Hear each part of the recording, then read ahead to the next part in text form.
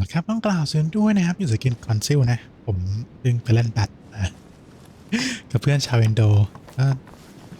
รู้สึกเล่นได้แค่รอบเดียวเองมั้งเพราะว่าอาทิตย์นี้คนมาเยอะมากเลยทำให้คอร์ดแบดไม่พอนะเสียดายมากเลยเอาเถอะเราไปฟรีอะบ่นไม่ได้หรอกนะเดี๋ยวนะคุณไปทำอะไรมาวะจำได้ว่าเขาบอกว่าห้องที่อยู่ตรงข้ามกับมินี่ใช่ไหมห้องนี้ปะมีห้องที่มันไม่มีป้ายตอนแรกใช่ปะวะแน่ disconnect แล้วคือตะกี้ที่กูแบบนั่งทดสอบจอยประมาณ10 นาทีนี่คืออะไรพอกูอัดปุ๊บมึง disconnect ปั๊บเลยนะคืออะไรมันแบบมันต้องการอะไรจากเราฮะมันเป็นอะไรทดสอบจอย10 นาทีตะกี้เพราะปกติบลูทูธไม่มีปัญหาตอนกูกดอัดไม่มีอะไรเลยขึ้นพอกูแบบนั่นเฮียไม่ใช่เอา Wi-Fi กูหายไปด้วยชิบหายแล้วอ๋อชีวิตอะไรอะบลูทูธกับ Wi-Fi มันมีปัญหาบ่อยจังผมว่าผมจะต้องไปหาทางแก้แล้วแม่งพาร์ทที่แล้วก็เป็นมาใช่ห้องนี้เรายังไม่ได้เข้านี่ห้องใครอะซาร่าไม่น่าใช่ไหมมันไม่มีป้ายชื่ออยู่หน้าห้องอ๋ออย่ารีบเต็มกระดาษที่ถูกเผาอยู่ที่เตาผิงนี่มันลายมือแม่เนี่ยเธอบอกว่าต้องหาวิธีคุยที่ปลอดภัยกว่านี้บางคนกำลังตามเราอยู่แสดงว่าแม่ก็มีผู้ช่วยจริงๆสินะแล้วใครล่ะ Who could she be suspicious of? I must find the next part. Faith, sword. I recognize her love of riddles. เฟดอะไรนะเฟดโชคชะตาแมนวิสสอดก็คือผู้ชายที่ถือดาบเหรอผู้ชายที่มีดาบสิแม่งนอตไปเบียนขึ้นเนี่ยแล้วเพราะว่า Wi-Fi คือปัญหาเยอะจริงๆคือคอมเครื่องนี้วันหลังนี่บอกว่าถ้าถูกหวยเมื่อไหร่เดี๋ยวจะก็ไม่เคยซื้อแล้วจะแบบเจนี่ได้ไหมวะถ้าถูกหวยเมื่อไหร่จะเอาคอมดีๆสักเครื่องSt. Paul on the road to Damascus by Caravaggio.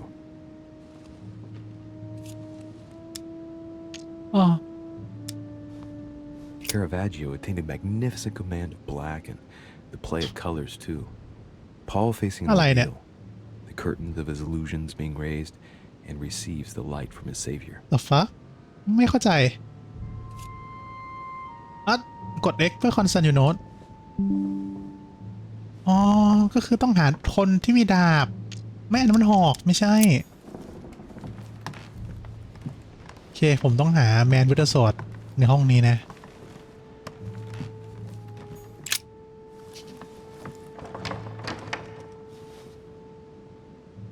Door appears to be locked on the other side. ตู้ถูกล็อกจากฝั่งเหรอ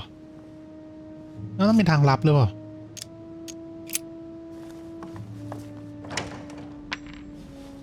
I think I heard something fall to the ground. A metallic sound, like a key falling to the floor.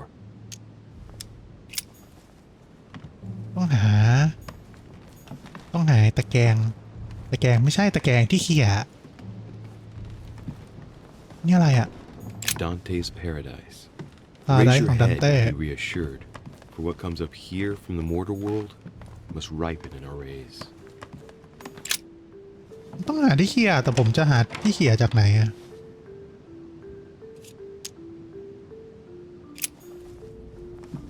มันมีรอยต่อให้เขี่ยได้เปล่าประเด็นหรือว่าผมต้องไปหาแม่เหล็กอะไรสักอย่าง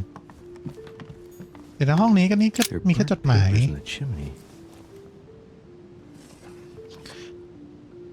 There's a legible fragment left. Hey, I recognize my mother's handwriting. คือมัน She says we must find a safer way to communicate. Someone is onto us. Trust in my faith. มันสคริปต์ไม่ได้นะไอเกมเช่นนี้ So mother had an accomplice here. Who could it be?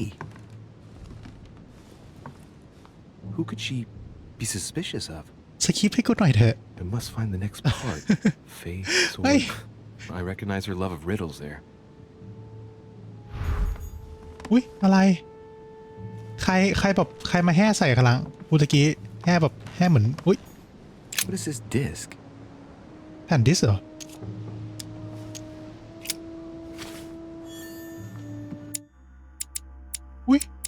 โอ้หนังสือมาเต็มเลย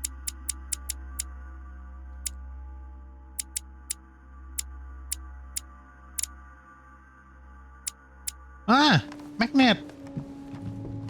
เดี๋ยวตะกี้บนต่อน้ำก็ไม่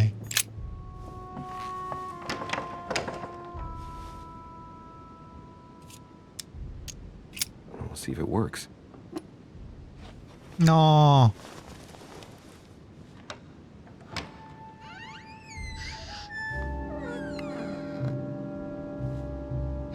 It's open. เปิดแล้วใช่ก็นั่นแหละ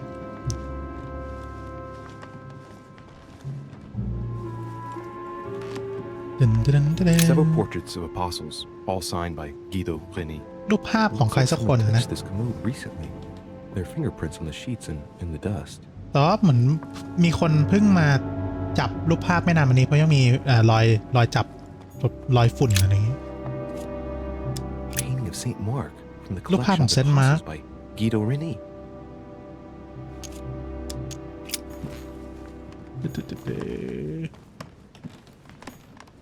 นี่อะไรอ่ะซาฟิล่าหรือวะ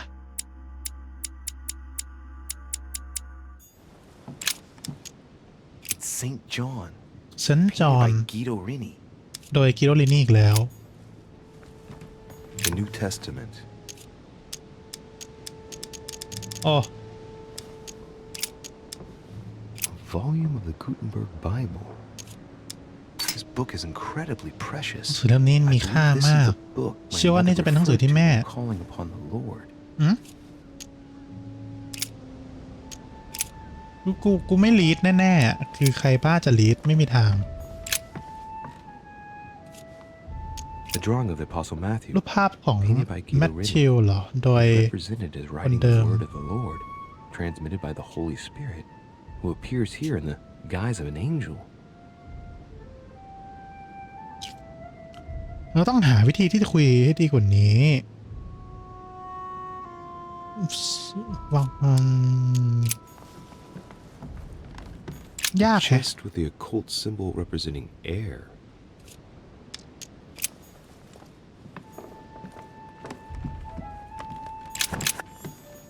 Saint Paul painted by Guido Reni.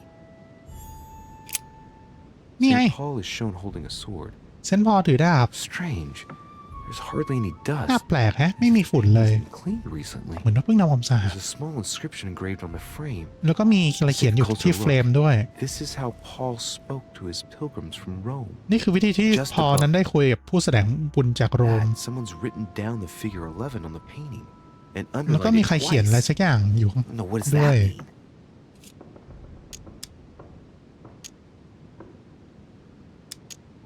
Of the four apostles shown in this piece, จาก Paul ภาพ is ทั้ง the สี่ only ภาพ one who isn't an evangelist. He is the 13th apostle. อ๋อ So we have the figure 11 โอเคเรามี twice figure 11 underlined, and a story of a group of pilgrims who it แล้วก็ looks เรื่องราว like ของ Paul is กลุ่ม speaking ผู้ to. แสวงบุญ Maybe it's a code. There, อาจจะ there เป็นรหัส must อะไร be a สักอย่างก็ได้ connection. The text on Paul must be somewhere, and it must be associated with the ฟิล figure ฟิกเกอร์ 11. 11คืออะไรคือแบบ What's the เหมือนคุย story กัน with คนละ these ภาษา pilgrims? I mean, a connection with the figure, maybe?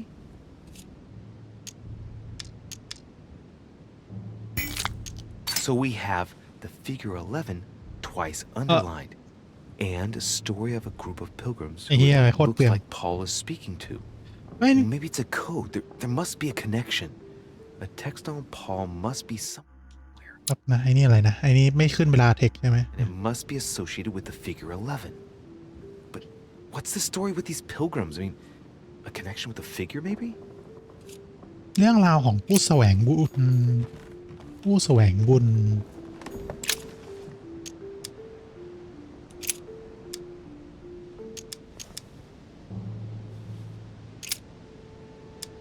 อ๋อไอ้เนี้ย Then they suborned men, which said, "We have heard him speak blasphemous words against Moses and against God." เชี่ยเอ้ย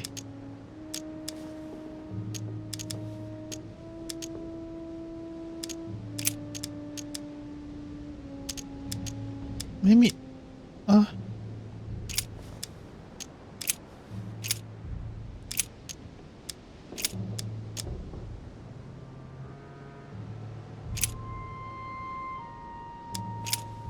อ๋อ I guess I'll just come back later.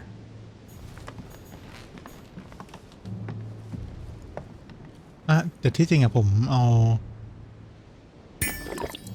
The chest ไม่ with ใช่ the occult symbol พี่ดัน representing air.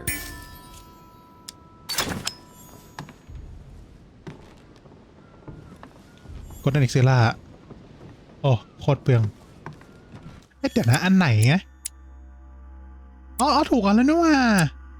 โอ้แล้วผมไปเปิดดิวทอนอีกโอ้โหแม่งเลย Saint Paul painted by Guido Reni. ก็คือฟิกเกอร์ที่11คืออะไรผมไม่เข้าใจนะ1 2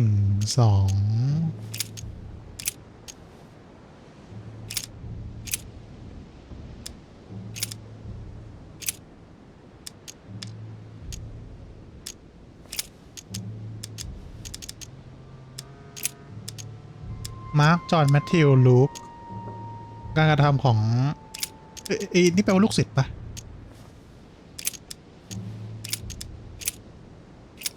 ไอ้เหี้ยอันนี้คือกูไม่รู้เรื่องอะไรนะเนี่ยเซนต์พอลคือใครแล้วกูคือใคร Several portraits of apostles, all signed by Guido Reni. Looks like someone touched this commode recently. There are fingerprints on the sheets and in the dust.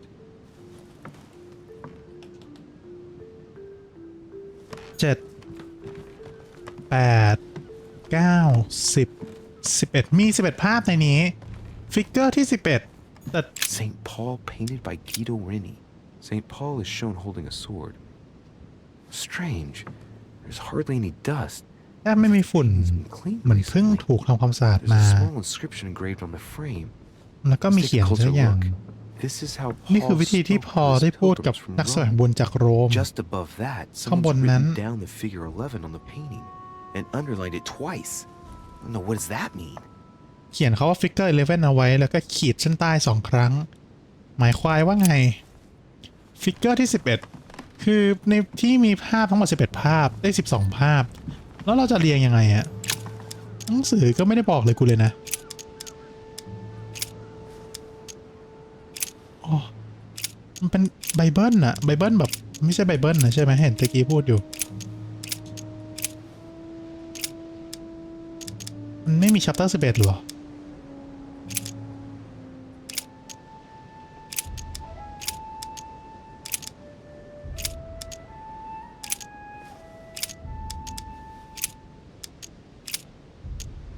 Finally,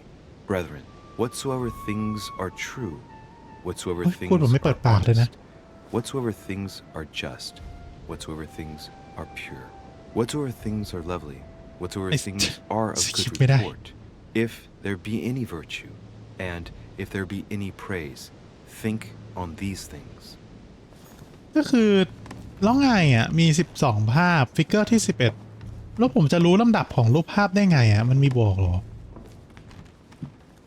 หรือว่าผมต้องลองกดใหม่วะ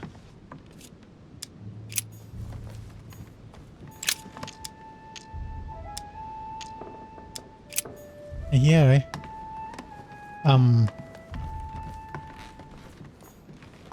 This is Thursday. Saint Paul on the road to Damascus by Caravaggio. อันนี้ก็เซนพอ Saint Paul is the only saint to be presented twice in these paintings, contrary to the other apostles. How come?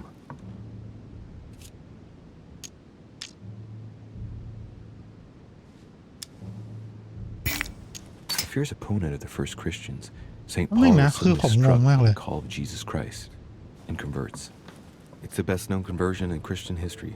which teaches us that even enemies of Christ แม้แต่ศัตรูของคริสต์ก็สามารถช่วยได้ even become his greatest apostles after finding faith. From what I can recall, the account of his conversion can be found in the epistles to the Galatians, the Philippians, the Corinthians, and the Acts of the Apostles.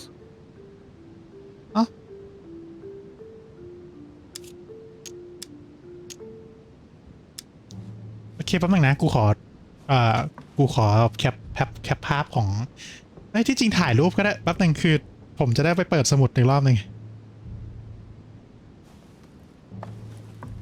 โทรศัพท์กูก็แบบกากเหลือเกิน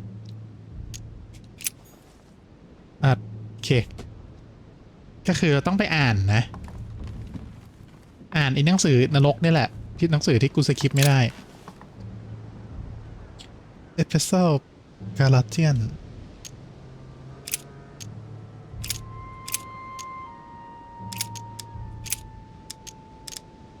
เนี่ยอ๋อแล้วเวอร์สไหนวะเนี่ย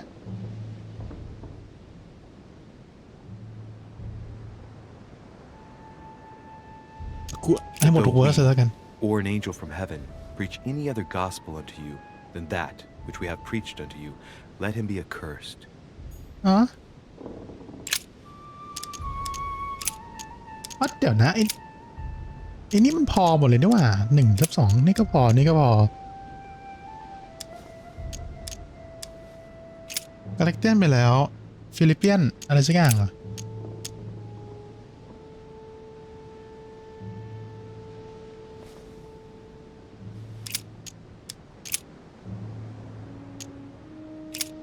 อันนี้ผมต้องฟังหมดทุกเวอร์สเลยใช่ไหม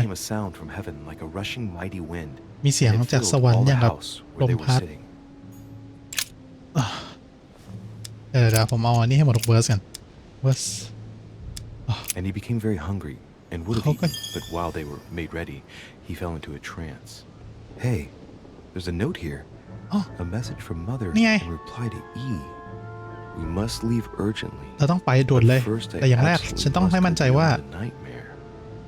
มันจะต้องไปถึงฝันร้ายเหรอระวังวอลเลอร์ด้วยเขารู้แล้วว่าฉันหลีกเลี่ยงเขาอยู่ Ali suspicion For now, let's cease all communication until we meet.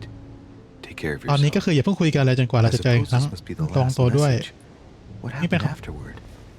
If it's what I suspect, I fear the worst. What did Mother mean by I absolutely must go beyond the nightmare? I must go นั่น beyond ประโยคนี้ก็ยังงงอยู่เลยฉันจะต้อง What does she mean by that? nightmare นั่นนะอะไรกด lickle นี่แปลว่าอะไรวะอ๋อลืมคอมกูเน็ตดับไปแล้วเดี๋ยวอีเกมเชียนี่แม่งแบบทำกูปวดหัวจริงนะรู้สึกคิดผิดมากเลยที่ซื้อมานะเชิงเปรียบเทียบหรือว่าก็ต้องเปรียบเทียบไหมไอ้เหี้ยหรือถ้าเล่าก็คือตรงตัวก็คือให้มันไปฝันร้ายเหรอเปรียบเทียบหรอมั้ง Guessing it's a metaphor. น่าจะแบบเปรียบเทียบกับอะไรสักอย่าง I need to figure out what this means. ใช่ Mortimer's getting his guests together. มอร์ติเมอร์เรียกแขก I ฮะ gotta join them so I don't look suspicious. ต้องไปรวบมองละไม่งั้นเดี๋ยวโดนสงสัยโอ้น้ำตาคุณจะไหล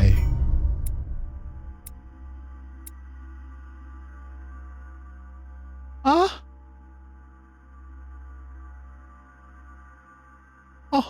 กูต้องอ่านให้หมดทุกเวอร์สเลยไหมน้ำตากูจะไหลกูแบบกูงงยิ่งมากเลยเนี่ยเดี๋ยวกูต้องเปิดทุกสักเดี๋ยวอันไหนสำคัญเอ๊ะ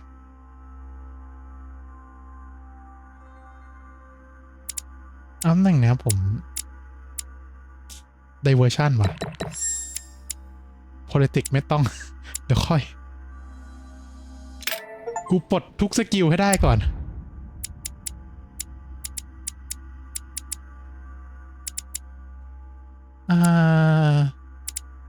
เดี๋ยวก่อนนะอันนี้ elucidation questioning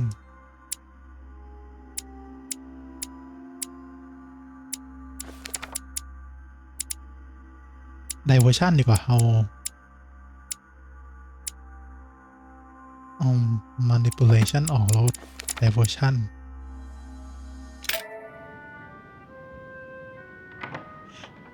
ทีมนี้แม่งทำกูงงอยู่นะถึงเวลาที่ไปร่วมกับคนที่ small salon แล้วล่ะ You are expected in the small salon, sir. เกมเชี่ยนี่ทำกูปวดหัวจริงนะกูแบบ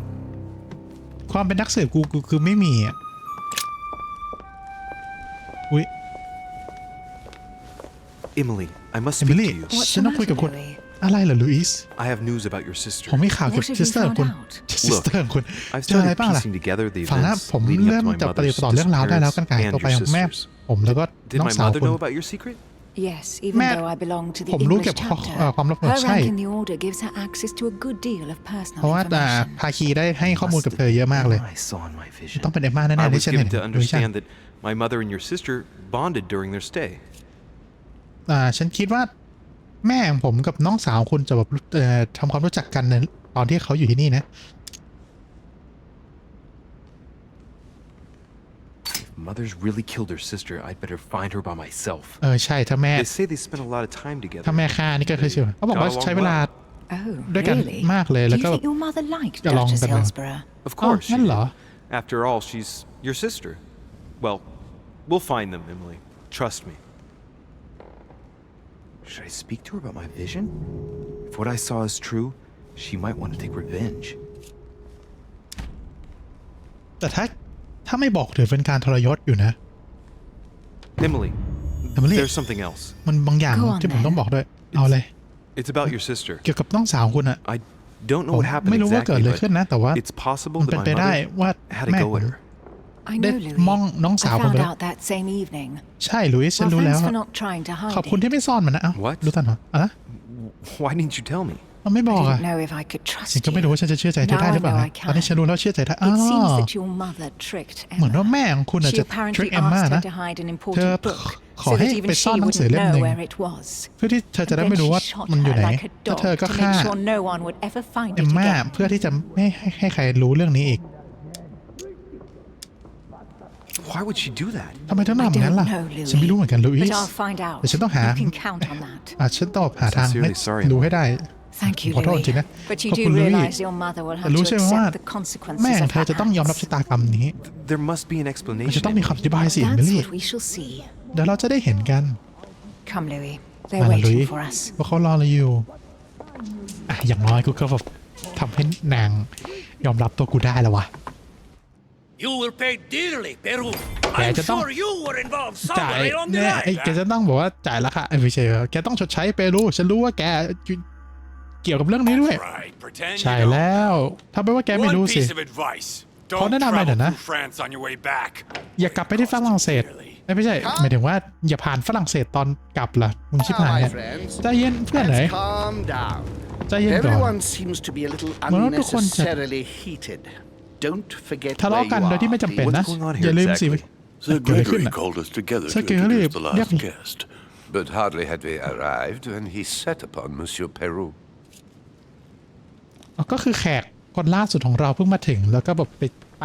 จ้ากับเปรูแล้วก็แบบจะไฟกันแล้วเหรอใครอะ And who is this charming character? Manuel Godoy, Manuel- the oh. Duke of La Alcudia. He's the head Duke of the and Spanish Alcudia. government, Monsieur de Richet. He's the เขา one เป็น who หัวหน้า in รัฐบาลของ practice สเปนิช controls Spain. How could you Spain. dare do such a thing? Dios mío, แล้ว you're แก all ทำอย่าง out นั้น of ได้ your ไงอ่ะ mind. แกบ้าไปแล้ว Duke Manuel. Lah, What made Duke you Manuel. kick up such a fuss? ทำไมคิดว่าอย่างนั้นล่ะ Have you ฮะ not heard? ไม่ดีหรือไง Well, เอาล่ะ let me inform เชื่อขอบอกเลยหน่อยนะ that ว่า yesterday เมื่อวาน morning ตอน at เช้า 10:22 เวลา a.m. 10 โมง 22 นา precisely, ที in the middle of the Place de la Révolution in Paris, by decree of the National Convention which Monsieur Peru works for, King Louis was guillotined. What? เหรอเมื่อวานตอนเช้าคิงของกูไม่รู้ว่าคิงของประเทศไหนอะซึ่งในเมื่อเอเปรูมาจากฝรั่งเศสคิงที่มันกิโยตินก็ต้องเป็นสเปนเหรอเดี๋ยวนะเมื่อวานตอนเช้ามึงไปตัดหัวคิงมาแล้วก็มึงมาที่เนี่ยนะ The King of France is dead. เอาไม่ใช่ ไม่ใช่อ้าวไอ้อ๋อมันก่อกบฏนี่หว่าใช่ไหมก็คือไปตัดหัวคิงของฝรั่งเศสอ่ะฮะ Our monarchies are in danger. I have said it before. ราชวงศ์นั้นอยู่ในอันตราย Oh, พวกเขา dear. กล้าดียังไง As if it- อ๋อก็คือองค์กรที่เปรูมันทำงานด้วยอ่ะไปตัดหัว Friends, let us calm down. Don't เอาเพื่อน pretend เลย to be ใจเย็น surprised. อ๋ออย่ามาแกล้งเป็นเซอร์ไพรส์เลย Ridiculous. หนีบ้ามากสา He ระ was ไม่ดี sentenced to death by เขาจะต้องถูกส่ง 361 votes to 360. You beheaded. เดซันนันดูเดสไป361ต่อ360ก็คือ เองถูกลงโหวตให้ไปโดนประหารชีวิต360โหวต360อ๋อไม่ใช่เจ๊ไม่ใช่สิแต่ว่าเลขมันเอาเป็นว่าถูกโหวตให้ไปประหารเย็นแล้วประหารชีวิตเหรอ King for one vote. Is that your democracy? What an obnoxious act. Until this, anything was possible. This political coup will have grave consequences. France ฝรั่งเศส lost. พ่ายแพ้แล้ว please. สุภาพบุรุษได้ Let โปร us ด take a step back a ใจ moment. เย็นกันก่อนไหม Of holiness. ในนามของ He ความ was the highest ศักดิ์สิทธิ์ representative of God in เขาเป็น France. คนที่แบบว่าไฮเอ็นอะไรสักอย่างกันแหละ Gentlemen, Duchess, Supapalut, we're all Duchess. among people of reputable company here. เราที่ We นี่นั้น should be able to มี manage the ชื่อ conflicts of our nations in เรา a ไม่ควรจะแบบ respectful ว่า and มา orderly manner. ทะเลาะกันอย่างนี้นะ I fully agree with you, sir. ผมเห็นด้วยครับท่านพอแล้วครับท่าน With whom do I have the pleasure of speaking? Louis ฉันกำลังคุยกับใครอยู่ลุยส์ Are you ดิ related to ดู Sarah เช Derichet? แกรู้จักกับซาร่า Sarah ดูเช is เหรอ his mother, Duke. ซาร่าเป็นแม่ของไงนะ Gentlemen, this news สุภาพบุรุษ affects us all. ข่าวนี้ก็ But I must ask ตก you กับ to พวกเราทุกคน remain แต่เรา calm. ขอให้ It's not ทุกคน the ใจเย็น first time history นี่ไม่ใช่ครั้งแรกใน has ประวัติศาสตร์ taken นะ us by surprise. ที่เราเจอข่าว Let's แบบนี้ ensure that our ขอให้ respective มั่นใจเลยว่า countries are allowed to respond appropriately. ขอให้แต่ละประเทศนั้นใจเย็น Rest แล้วก็แบบว่า The รับข่าว response นี้อย่าง will not fall ใจ short, เย็น my นะ friend. Good for you. ดีแล้ว Well, Your Grace, ล่ะท่านครับ here I was preparing to introduce you ผม as กำลัง is proper, and you've beaten me to it. ผมกำลังจะแนะนำคุณให้กับกลุ่มเลยแล้วคุณก็เหมือนจะทำก่อนกูแล้ว I'm delighted that we are all together at last. แต่อย่างน้อยก็ดีที่เรามารวมที่นี่กันทุกคนนะครับ We'll be able to kick off shortly. การ I have มีติ้ง just จะเริ่ม a few แล้ว more little แต่ว่า preparations ผม to take care of มี preparation before you all ในการเตรียมพร้อม find เล็ out กๆ the น้อย reason ๆก่อนนะฮะ for your presence here. In the meantime, I shall leave you to get to know one another. ก็คือเขาจะไปเตรียม When พร้อม you hear พรีเซนต์ the อะไรสัก bell, อย่างนะแล้วก็ให้ please เรา proceed คุย to กัน the ก่อน conclave room on my left, behind that door. ถ้าได้ยิน I'll เสียง see ระ you ฆัง later. แล้วก็ช่วยเข้าไปในห้องนั้นด้วยนะครับจะเจอกันทีหลัง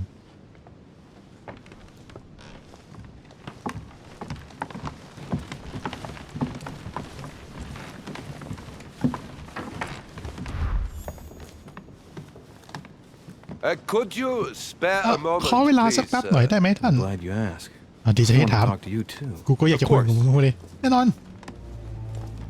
ไม่ใช่กูนะ I ผม heard about your mother's disappearance. ได้ยินการหายตัวไปของแม่เธอแล้ว เขาดูกังวลเขาดูแบบว่า Down, it's from คอนเซิร์นหมายถึงว่าอะไรวะเขาดูเป็นห่วงนะ simply alone. แต่ไม่รู้ว่ามัน Let's see what he wants from me. Any news of ต้องการ her? อะไรจากฉันกันแน่ Have you found มี her? ข่าวอะไรของเธอ maybe? ไหมเจอเธอหรือเปล่าอ๋อ shit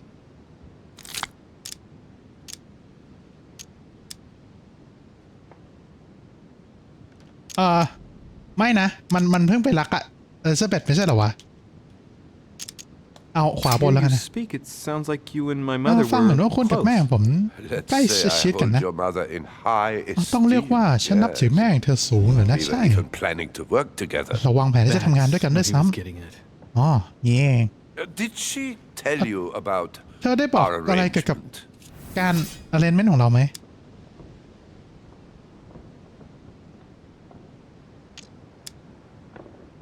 The cat's out of the bag now. More or less, but please do refresh my memory. ไม่มากก็น้อยแต่ว่าช่วย Yes, of กวน course. ช่วยกวนเชียร์เตือน Nothing ผมหน่อย of ได้ไหม great ว่าคุยกันเรื่อง importance เกี่ยว in กับ itself. ก็ไม่ค่อย During อะไร one หรอก of นะ our discussions, ใน she ระหว่างที่เรา spoke กำลัง of คุย an กันเธอ old พูดเกี่ยวกับ book หนังสือเล่ม which เก่าเล่ม might หนึ่ง have been of ซึ่ง interest to me. ผม And ค่อน she ข้าง had สนใจ agreed มัน to ห let น่อย me ๆ have นะ it. แล้วเธอ A book about ตกลง what? ที่จะ Ancient ให้ผมอ่าน occultism. เป็ As น you are แบบ aware, เกี่ยวกับลัทธิ I'm โบ a ราณน่ะ doctor of theology. อย่างที่เรารู้กันผมเป็นด็อกเตอร์ของ You อะไรสัก might อย่าง have ผม come ไม่รู้ across คำนั้น some แปลว่าอะไร old books in her belongings, perhaps? คุณเจอหนังสือเก่าๆอะไรแบบในห้องของเธอบ้างไหมนะ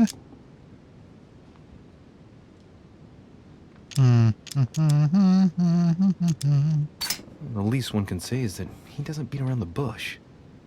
Sarah never travels without a few books. ซาร่า What does เขา the ไม่ค่อย one แบบ you're เดินทางไปไหนด้วยหนังสือ looking เย for อะ look นะครับ like exactly? หนังสือที่คุณ It ตามหามันดูเป็นไงเหรอ a grimoire. ไอ้ It's กี่โมงเลยเหรอ divided into 7 มัน parts, แบ่งเป็น each 7 one ส่วนเป็น7 พาร์ท individually locked. แล้วก็ It was made in แต่ such ละ a พาร์ท way ก็ล็อก that อยู่ if ใน someone tried to tamper with it, the sheets would be permanently โอ้โห tarnished. It's a unique นี่มันระบบ copy. ป้องกัน It's ระบบ only one. ขนาดไหนเนี่ยก็คือหนังสือถูกแบ่งออกเป็น7 ส่วนแล้วใน7 ส่วนนั้นก็ถูกล็อกในอะไรสักอย่างเหรอ อันนี้ถ้าผมเข้าใจถูกต้องนะแล้วไอ้ล็อกอะไรสักอย่างถ้าไปเปิดผิดพลาดอีส่วนทิศนั้นก็คือพังเลยเหรอ Mention of it makes his face light up. Well, I'll take a closer look, เข้าใจถูกว่าเนี่ย but I can't แต่ promise ผม you จะลอง anything. ดูแล้วกันนะแต่ You ผมขอไม่ seem สัญ very ญานะ upset. Is it เขาดู so important to you, this กล book? ใจนะหนังสือเล่มนี้มันสำคัญกับคุณเหรอ It's ฮะ the search of a lifetime. เป็นการค้นหา What ไอ้ can I say? ทางชีวิตแล้วแหละค้นคว้า Every สิทาง time ชีวิต I แล้วแหละ move closer to ทุก it, ครั้งที่ผม it เข้า seems ใกล้ to มัน slip เหมือน away ว่า at มันก็ the last หลุด minute. มือผมไปทุ I ก was ทีเลย very surprised to learn that your mother ผม had เซอร์ไพร it ส์ in มากๆเลย her possession. วาดแม่ของผมอะ I เอ้ย thought it was แม่ของคุณเหรอมี von Borchardt in Paris.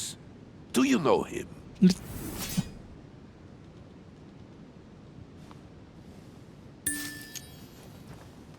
ไม่ใช่พี่ดัน Indeed. แน่นอน One of your close friends? หนึ่งในเพื่อนของคุณเหรอ No, ครับ not really, Oh,ไม่ but ไม่ we เล were ย close once. แต่เราก็เคยสนิทกันอ Precisely ยู่นะ over the case that concerns us now, because he claimed to have the book อ๋ I'm อก็คือ looking เขาเคย for. เคลมว่ามีหนังสือ Another ที่ dishonest person. What can you say? Can't trust anyone these days, huh? No, no. ไม่ก็เชื่อใจทุกคนไม่ได้แล้วนะ I hope I've been able to satisfy your หวังว่าผม curiosity, จะช่วยคุณ Mr. ได้นะ Von Wollner, คุณวอน and วอร์เนอ that ร์ you succeed in finding what you're looking for. Oh, and so do I. เหมือน And กัน now, what if you told me who you really are working บอกหน่อยได้ไหมว่า for คุณ instead กำลั of งทำงานอะไร keeping กัน up แน่ this pretense? I beg your pardon? We อะไรนะ both know เรา what ต่าง you're ก็รู้ looking ว่าคุณกำลัง for, ตามหาอะไร Von อยู่ Wollner. วอนวอ You're ร์เน the อ one ร์ who Von Burchard คุณ was planning to sell it to. For centuries, all those who have come into contact with the Al-Azif have bitterly อะไร regretted วะ it, เนี่ยเอาอาซิฟคืออะไรวะ Monsieur de Richet. หนังสือเหรอ You are playing a คุณกำลัง dangerous เล่นเกม game. อันตรายเลยนะ Please know ได้ that โปรดรู้ไว้ I ว่า am ผม working กำ for ลังทำงาน someone กับ who บาง does คน not appreciate ที่ไม่ค่อยชอบเท่าไหร่ anyone ถ้ามีใครไป poking ยุ่ง around in his business. เรื่องของเขา Let me นะ guess. เขาเดานะครับเฮียไหนอะใคร ไม่ใช่อ๋อกูว่าใคร อะไรเนี่ยเดี๋ยวก่อนเรามาคุยกันก่อนกูไม่น่าใช่มอร์ติเมอร์ไหมมอร์ติเมอร์ผมว่าไม่น่าใช่นะแต่โฮมนี่ผมก็ไม่รู้สิแต่โฮมก็อยากได้หนังสือไหม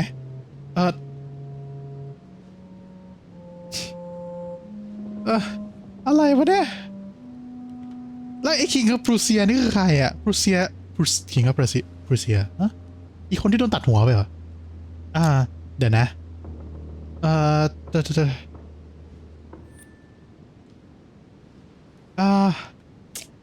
มอร์ติเมอร์ทำธุรกิจโฮมผมไม่รู้เลยว่าทำอะไรคิงกับปรูเซียกูก็ไม่รู้อีกว่ามันทำอะไรใครวะเปิดกระเป๋าได้ไหมตอนเปิดกระเป๋าได้เจอโน่คิงกับปรูเซียอยู่ในนี้ไหมไม่มีฮิลบราวส์เดริเชมาเธอร์อดัมอลิซาเบธโกดอยนี่เหรอไม่ใช่มันนี่หว่าเดี๋ยวนะปรูซ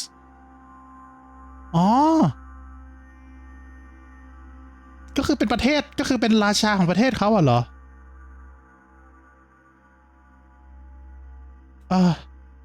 แต่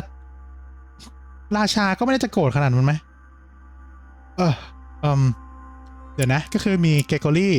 ใช่ปะเกโกรี่โฮมเกโกรี่ปะหรือว่าเกโกรี่มงโกดอไม่ใช่ดิเดี๋ยวเกโกรี่คือใครนะอีเกโกรี่หน้าขาวอะหน้าขาวชื่อเกโกรี่ป่ะกูจำไม่ได้ละผมว่าไอเนี้ยมันก็ตามหาหนังสือกันเหมือนกันไหม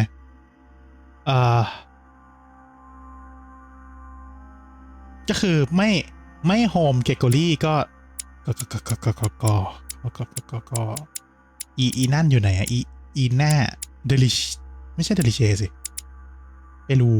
มันอยู่ไหนอะมอร์ติเมอร์วิลเลียมอันนี้ผมขอเดาว่าเป็นเกโกรี่แล้วกันเพราะว่าอีหน้าขาวอะอยู่ไหนวะหายไปเหรอผมขอเดาว่าเป็นเกโกรี่นะเพราะว่ามันมาว่าผมคือมัน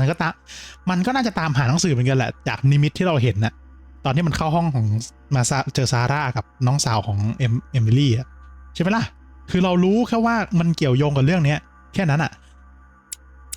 ส่วนมอร์ติเมอร์ผมไม่รู้สิผมว่ามอร์ติเมอร์ไม่น่าจะทำงานกับอันนี้ไหมน่าจะคุยกันธุรกิจเรื่องอื่นส่วนคิงกับปรูเซียก็ไม่รู้จัก เอาโฮมแล้วกัน Sir Gregory. เสื้อเกโกรี่ใช่ไหม Correct. เอ้า You ought to ถู know กต้อง that. แล้ว He is not a man who likes to be duped. ขอบอกเลยนะว่า You เขา are ไม่ใช่เป็น walking คนที่ on ชอบ thin ice, sir. โดนกลใจเท่าไหร่นายกำลังเดินอยู่บนน้ำแข็งเดินอยู่บนเส้นได้แล้วกันนะอันตรายอะไรประมาณนั้นเฮียเฮ้ยเครียดมากเกมนี้กูรอดมาได้ไงวะ There's a pattern with 5 ไอ้นี่ circles เรา on มี his กุญแจ chest. มีดิยะ I have no space left. I'll retrieve it later. ไอคอนเอ็กซิล่าก็คือลบสถานะเป็นปกติเนาะ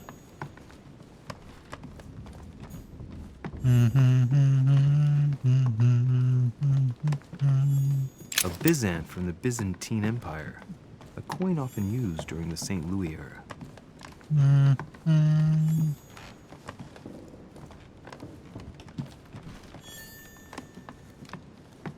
ไอคอลเลกเตอร์คอยนี่ผมจะดูจากไหนอะ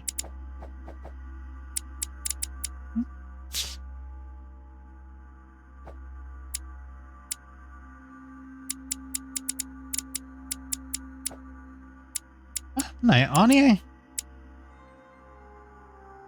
แล้วเอาไปทำอะไรคอลเลกเตอร์คอยเนี่ยกูคุยกับนโปเลียนกันแล้วกัน Monsieur Bonaparte. คุณโบนา Can I พาร์ speak with you a moment? เขาคุยด้วยนิดหน่อยได้ไหมครับกูรู้แค่อุยคือใช่อ่ะไม่สิกูไม่รู้ Does expression go beyond the nightmare? คำพูดคำว่า go beyond nightmare มีความหมายอะไรกับคุณหรือเปล่า Metaphorically, ถ้า yes. ตาม It sums สำนวน up แล้ the วก็ใช่ career นะ of a soldier quite well. I doubt that is what มันก็สรุปเรื่องราวสรุปชีวิตของทหารได้ดีมาก you นะ want to hear, though. แต่ Indeed. ผมไม่คิดว่าคุณอยากจะรู้ Surely นะ not what I'm looking for. Well, monsieur, if ห you น้า are มองเสีย looking ถ้า for คุณกำลัง phrase, หา Lord Mortimer must surely have one. หนังสืออะไรแบบนี้ Given หลอด the คนที่มัน number ต้อง of มี books แน่ๆเลย You ought to เพราะ check เขาก็มี in หนังสื the อเยอะชิบหาย library เลย of ล่ะ the tower. ลองไปที่ห้องสมุดดูนะ What do you think of คุณคิดยังไงเกี่ยวกับ Duke Godoy? ดุกกระดอยเลยครับ Well, I'd rather not express any opinion of him. ผมขอไม่พูดอะไรกับเขาหน่อยนะ His reputation is enough for me. ชื่อเสียงเขาก็มากพอสำหรับผมแล้ว Meaning, หมายความว่า This gentleman enjoys Con- people talking about him for too many reasons. อ๋อเขาเนี่ยชอบเวลาคนพูดถึงเขานะ More than 10 in just 4 years. And each เขา one ได้แบบตำแหน่งตั้ง4 อย่าง โดยที่ไม่สมควรได้รับเลย more prestigious than the one before. you don't think he deserves them? เขาคิดว่าเขาไม่ If ส I มควร had ได้รับ seen him ตำแหน่ง on the นู่นนี่นั่นเหรอ battlefield, there might be some doubt. But that is not the case. The Queen คืออะไรอะ would rather not risk losing him. รา So ชินี she นั้นไม่อยาก consoles เสีย him เขา with ไป awards and titles. เธอก็เลยบอกว่าให้ So you don't ยศนู่น have นั่น a กับ very positive เขา opinion. His coveting French Catalonia does not encourage me to have one. I understand your point of view. เอาเป็นว่าอย่าไปยุ่งอะไรกับพวกมันเลย กูก็แบบปวดหัวกับเกมนี้มาก Would you have any more คุณมีข้อมูล information อะไร about the conference Lord กับ Mortimer กับ spoke of? Nothing at all. การประชุมที่ Mortimer หลอด is พูดไหม very committed to ไม่รู้สิ secrecy when it comes หล to อด his มอเตอร์มานั้น conferences. รัก But ษา given ความ the ลับเก่งอะ presence of Monsieur Peru and ourselves, I think it must แต่ concern ว่า France คิดว่า to ในเมื่อ some เรามี extent. ผมต้องเจอเปรูแล้วก็ Yes, I doubt he พว would ก have เราคิดว่าน่า invited จะเกี่ยวกับฝ three รั่งเศสนั่นแหละ Frenchmen to his table, huh? Well, ไปเดี๋ยว I'll be leaving you now. Shall we meet up again later? อีพวกนี้บอกว่า Wait, monsieur. Any news of your mother? เดี๋ยวคุณรู้เกี่ยวกับข่าวอะไรกับแม่คุณหรือเปล่าไม่ I เลย hope to speak with her หวัง about ว่าจะได้ the คุยกับ deal เธอ before I นะ leave. เกี่ยวกับดีลที่พวกเราทำกัน บอกด้วยนะว่าถ้าคุณเจอผมแล้ว ถ้าคุณเจอแม่แล้วเจอผมเชื่อเลยล่ะไอเกมเชื่อเนี่ยคือแบบมันก็สนุกนะ แต่มันก็ปวดหัวในเวลาเดียวกันนะสนุกแบบปวดหัว What can I do for you, sir? I am at your service day and night, sir. As I was unable to bring my personal effects with me, I was wondering if you could find เดี๋ยว me a few สคริป items. ได้ไหม Of course, sir. What would you require?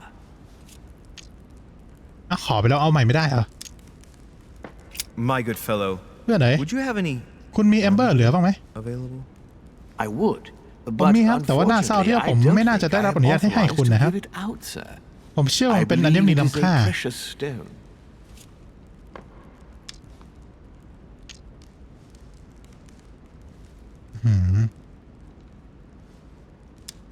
เอาเถอะมันไม่คุ้มอะ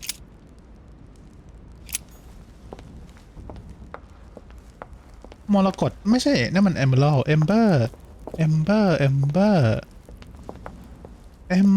คือผมรู้ว่า Ember มันคืออะไรอะแต่ผมจำไม่ได้ว่าคำแปลภาษาไทยมันคืออะไร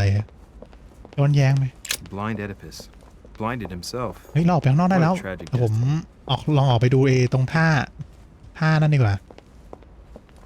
ที่ว่าเราเข้าไปไม่ได้ตอนแรกเพราะว่าเรามีแต้มไม่พอแต้มสกิล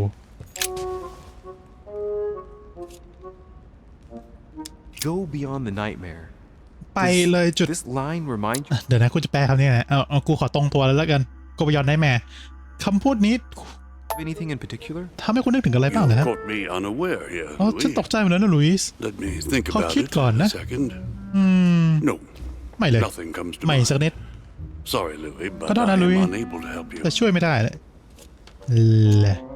Mr. President, what do you คุณ think ประธาน about ได้ your พอดีคุณคิดยังไงกับ counterpart, Duke ดุ๊ก Manuel? แมนเวลเหรอ I'm very surprised he was เซอ able ร์ to ไพรส์มากเลยนะ accept ที่เขา Lord รับ Mortimer's invitation, คำเชิญของลอร์ด given บัลติมอร์ the political situation in Spain. โดยเฉพาะแบบ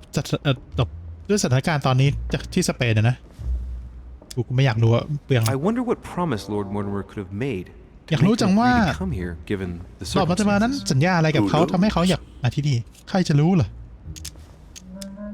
Mr. President, คุณประธานาธิบ can ดี you tell คุณ me รู้ a อะไรเกี่ยว little กับ more งานประ about ชุม the coming ที่กำลัง conference? จะมาถึง Of ไหม course, Louis. แน่นอนสิ That's ลุ why ยส์ we're here. นั่นคือเหตุผลที่เรามาที่นี่ Lord ไงล่ะ Mortimer or ลอร์ดบัลติมอร์ Sir หรือว่า Gregory ท่าน regularly ไทโกลี่นั้น organize meetings like this ชอบแบบ to put มา forward ตั้งมีตติ้ง major อะไรแบบนี้ projects. เกี่ยวกับโปรเจก What ต์ใหญ่ do you นะ mean by major projects? หมายความว่าไงนะครับ I'd โปรเจกต์ใหญ่ prefer เนี่ย to let Lord Mortimer ฉันขอให้ลอร์ด explain บัล that ติมอร์ to อ you, ธิบาย Louis. กับเธอเองดีกว่าลุย Let's ส์ say he brings เขาบอก together ว่า influential เขา people ชอบ in แบบ order to นำพาคนดัง consider possible มามาก actions to มายมา undertake ทำงาน to guarantee the future of nations. เพื่อจะมั่นใจว่าอนาคตของชาติยังมีต่อ Not ไป in the slightest. ดูกับ None of the เนื้อหา guests ของ know the คอนเฟอ theme เรนซ์ before ใหม่เลย arriving. But you'll see. แต่ Everything เธอก็ will ได้เห็น turn แหละ out fine. Don't worry. อย่าห่วงเลย Well, thank you for your time. เชิญเลย Don't mention it, my young friend. ไปละ Regarding your question on the ยังไง nightmare, เกี่ยวกับฝันร้าย don't นั่นน่ะ hesitate to question the others about it. ลองถามคนอื่นนะ Maybe one of them knows ไม่แน่หนึ่งใน more พวก than เขา I จะ do. รู้มากกว่าฉัน That's ก็ a ได้ good นะ idea. ใช่ครับ Thank you once again. นั่นที่กูจะท I'll see you in a little bit. ำเจอกันแล้วกันSee ya จริงห้องนี้มาแล้วนะผมไม่รู้ว่าท่านเอเมนนั้นจะอยู่หรือเดิมเราแต่ผมอยากไปคุยกับคนอื่นกันมี Circe turning Ulysses' companions back into humans. Carmelite water. น้ำคามาลาย Louis, ลุย just the man. คนที่ฉันต้องการพอดีเลย How did the king sao vậy? come to be ทำ executed? ไมราชาโดนประหารชีวิตได้ I เหรอ would นี่ think that the order would have ฉัน intervened. คิดว่าภาคีจะต้องอะไรวะจะต้องจัดการเรื่องนี้แล้วสิอ๋อแต้มกูไม่มีกูนึกว่ากูไม่ได้อัพสกิลอุ๊ยเดี๋ยวสามัน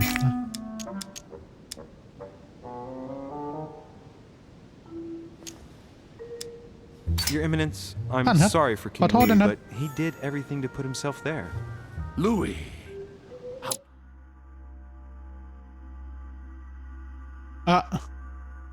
you say such ลุ a ย thing. ทำไมพูดอย่างนี้ล่ะ Even if France rejects the church, you don't go and behead a person of high status. They always serve our cause better. ก็คือแม้ว่า alive ถ้า than dead. ถึงแม้ฝรั่งเศสจะปฏิเสธ โบสถ์ It's absurd. ก็อย่าจะพูดอย่างนี้กับคนชั้นสูง I invite you to speak สิ about it with ไม่ใช่คนชั้นสูงแบบอย่าพูดอย่างนี้กับราชาสิอะไรอย่างนี้ My mother, as soon as she reappears. Is there any news of her? อะไรมีข่าวอะไรกับแม่ของเองเหรอ Well, I hope it won't be long before I find her, Your Eminence. Now you wanted to speak to me. เอาล่ะตอนนี้อยากจะคุยกับฉันสินะแม่งเอ้ย I was wondering ผมอยากรู้ว่าคุณ what คิด you ยังไง think กับ of that มานู Manuel โก Godoy. ดอยเนี่ย He is reputed to be a very ambitious character. เขามีชื่อเสียงว่าเป็นคนทะเยอทะยานนะ But Hey, his took faith level isเลย unwavering. He is I a was- staunch defender of the church. You can believe me. อันเรเวลลิ่งคืออะไรวะกูไม่อยากรู้อะเรื่อง If I say the ถ้าผม nightmare พูด to ว่า you, ฝัน does ร้ายนี่ it ไอ้ make เดอะไนท์แม you ร์นี่ think of คุณ anything? คิดถึงอะไรบ้างนั้น Your question is strange. คำถามที่ son. แปลกดีนะลูกชาย To say. ยากที่จะ Could พูดนะ you at least tell me ช่วย a บอก little more about the context? ใช่ช่วยบอกนิดหน่อยกับคอนแทคไหม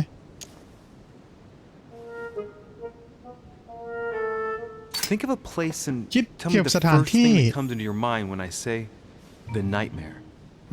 ที่คุณคิดไหนที่คุณนึกถึงไหนครับเวลาพูดถึงไนท์แมร์ I'd say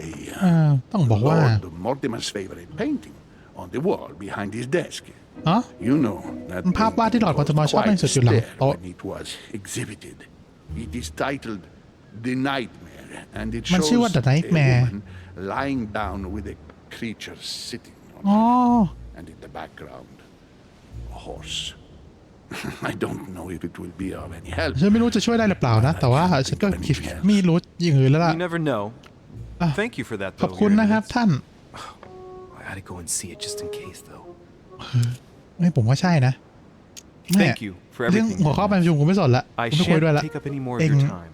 You are เอง welcome, ให้ส my ถานะ son. เป็นปกติเราคุณหนึ่ง I will be seeing you, Louis. ไปละผมต้องไปดูแผนที่ไม่ใช่แผนที่รูปภาพนั่น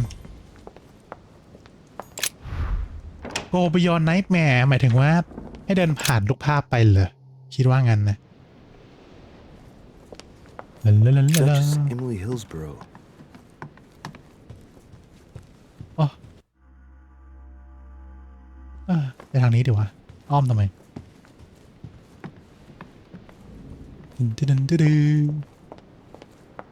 ไอเกมนี้มันเดินเรื่องช้ามากนะกูยังไม่ทันทำเชี่ยอะไรเลยกูแค่ลงไปข้างล่างอะไรวะไม่ใช่ไปข้างล่างคือทัชแชทสวัสดีไม่คุยแค่แบบไปหาของในห้องรูปภาพทั้ง12นั้นกูก็แบบงงชิบหายแล้วอะไรอย่างงี้หมดเวลาไปครึ่งคลิปแล้วมั้ง So, what did my mother mean by going beyond the nightmare?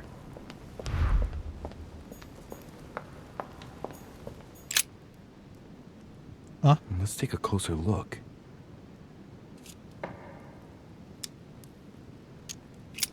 Dark chocolate beans. Very bitter. They're greatly prized in high society. เป็นดาร์กช็อกนะ Judging by the shape, I'd say they're Criollo cocoa beans. อ๋อกูก็นึกว่า exam ก็คือตรวจสอบยาพิษหรืออะไร Some even say แม่ง they're an เปลืองชิบหาย aphrodisiac. When a product is in fashion, people attribute all sorts of virtues to it, not to be given to animals. แต่ว่าห้ามให้สัตว์แม่งเอ้ยกูก็นึกว่าแบบตรวจสอบยาพิษถึงกูไปเลยใครวะเนี่ยแม่น่ะกูติดเลยวะ Now, what have we got here? Oh, it looks like a model. A นาฬิ model กา of a lock. ไม่ It's like ตัวล็อกเหรอ Mortimer's fond of complicating things sometimes. โอ้โห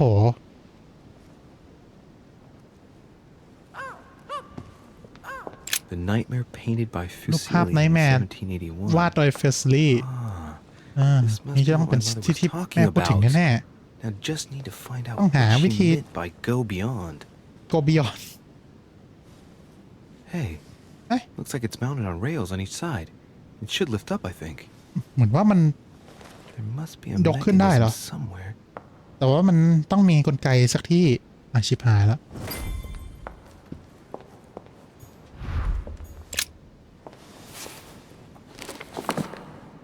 I don't think this book can help me. เราจะให้กูกดทำบ้าอะไรวะอะไรติ๊งติ๊ง No. Let's look elsewhere. นี่ Now, ตัวล็อ what กนี่ have วะ we got here? Oh, it looks like a model of a lock.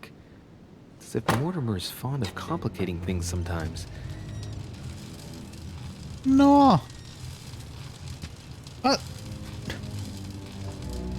oh shit Aha! I found it. Oh, what on earth is นี่ this? บ้าอะไรวะ A เนี่ย ring lock now? Great. That's all I needed. เฮ้ยปีรูปภาพแล้วเปล่าเดี๋ยว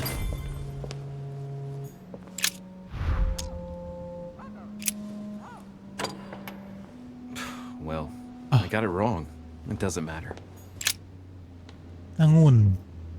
เชอร์รี่ปะเนี่ยต้อง Might come in handy. นี่รู้แล้วเราจะต้องมาให้นกหรือเปล่าแล้วมันจะบอกรหัสใช่ไหม Tell me the door code. บอกประตูรหัสประตูหน่อย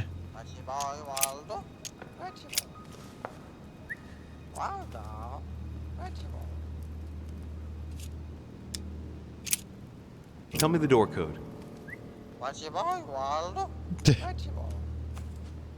Here I am talking to a bird. Shame on me. อ้าวก็เด็กก็มันจะแก้รหัสก็ได้ A painting depicting the Third Crusade. It's titled Winter Before the Fall of Saint-Jean d'Acre.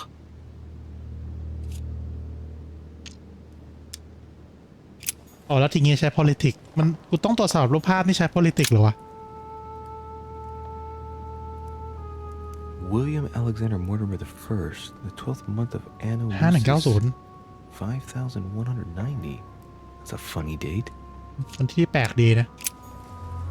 5190อ่ะ shit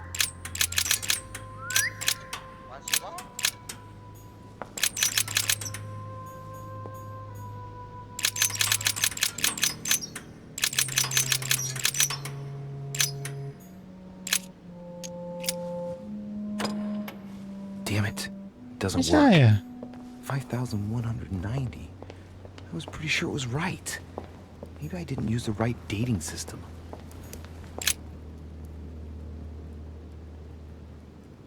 William Alexander Mortimer I, the 12th month of Anno Lucis. 5190. That's a funny date.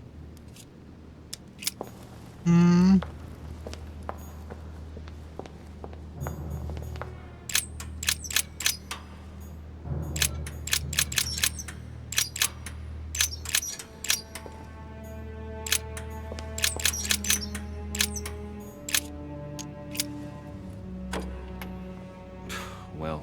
I got it wrong. It doesn't ผม matter. ก็นึกว่าวันที่มันแปลกๆก็ให้สลับกัน William Alexander Mortimer I, the 12th month of Anno Lucis. 5190. That's a funny date. 5190 1950หรือเปล่า519ไม่รู้อะถ้าเป็นปีที่แบบแถวๆนี้นะไม่ใช่สินี่วอร์นิงตันยังอยู่มันจะใช่ปี 1950ได้ไง Finished. It looks like Mortimer probably งั้น did มันก็ it. ต้อง1590ไหม Not bad, but ลองดู you can't exactly say it's been done in the style of the period.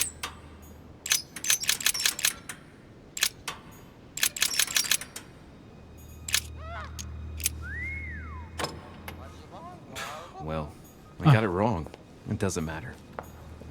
คุณต้องไปหารหัสจากไหนเนี่ย12 months of Anno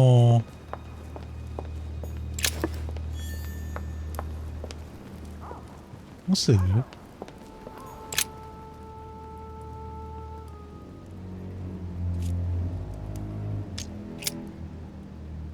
Oh, the family tree. แต่ไม่ได้ทีกับผีสิ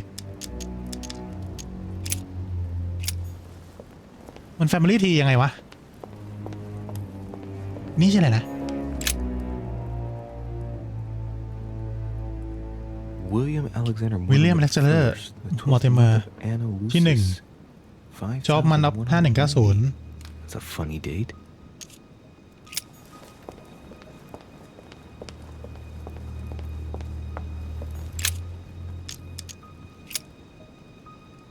Oh, the family tree. มันดูยังไงเป็น Family Tree วะ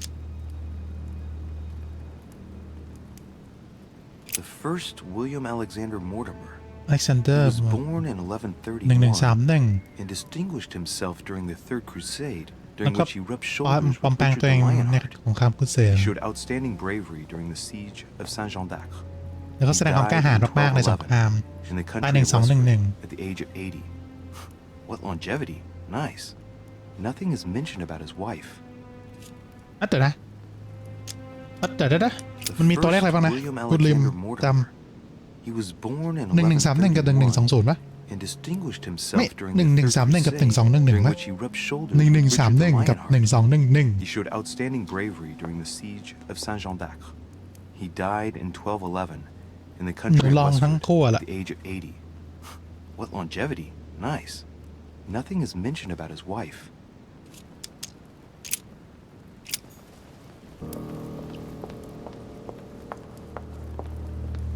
1131 บวก 88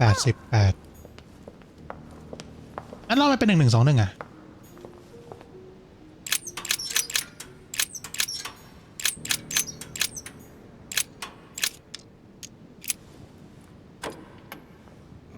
Well, ผมว่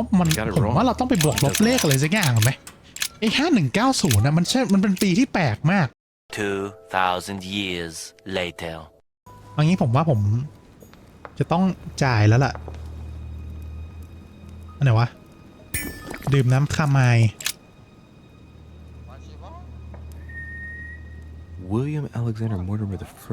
the 12th month of Anno Lucis, 5,190. That's a funny date. The date's calculated in Anno Lucis. The 12th month is February? So that makes it February 1,190. อ๋อ Anno Lucis กูก็นึกมันชื่อใครแม่งเอ้ย William อ๋อ Alexander กูเสิร์ช Mortimer Google ไม่ได้ กูก็เลยไม่ได้เสิร์ช the 12th month of Anno Lucis. เดี๋ยวเปิดโทรศัพท์ 5,190. That's a funny date. อ๋อมันคือปฏิทินไอ้มัน Anno Lucis กูนึกว่าเป็นชื่อมันคือปฏิทินกูจะไปรู้ไหมเนี่ย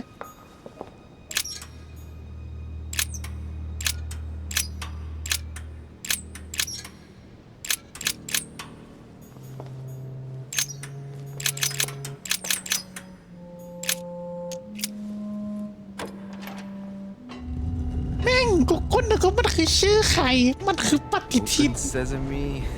ไอ้ออกค่ะ